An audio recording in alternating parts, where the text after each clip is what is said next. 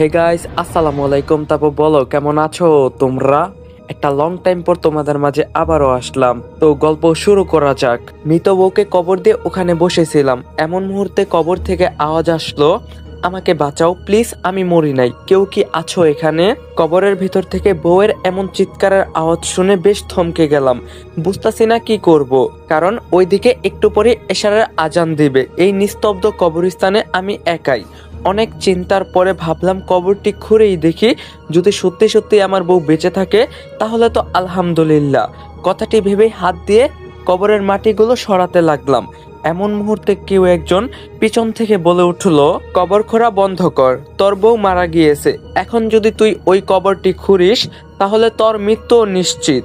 কথাটি শুনেই পিছনে তাকিয়ে দেখি কেউ নেই, সেখানে শুধুমাত্র আমি ছাড়া।